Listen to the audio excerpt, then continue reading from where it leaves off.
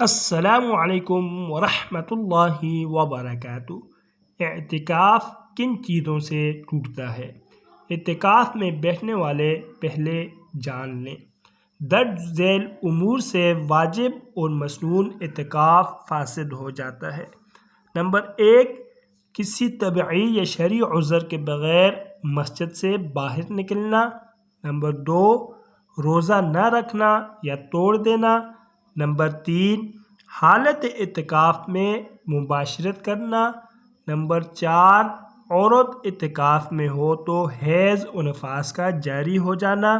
Number 5، کسی عذر کے باعث اعتکاف گاہ سے باہر نکل کر ضرورت سے زیادہ ٹھہرنا۔ اللہ رب العزت ہم سب کو اس پر عمل کرنے کی توفیق نصیب فرمائے، اور جو حضرات اعتکاف میں بیٹھتے ہیں اللہ رب العزت سے دعا ہے کہ اللہ رب العزت ان کو پورے مکمل طریقے سے اعتکاف کے فائدے حاصل کرنے کی توفیق نصیب فرمائے۔ یہ 10 دن بہت ہی قیمتی دن ہیں، ان کو قیمتی بنائیں اور پورا فائدہ اٹھائیں، اور مزید اچھی ویڈیوز کے لیے آپ چینل کو لازمی سبسکرائب فرمائیں۔ جزاکم اللہ احسن الجزاء۔ طالب دعا قاری محمد آصف۔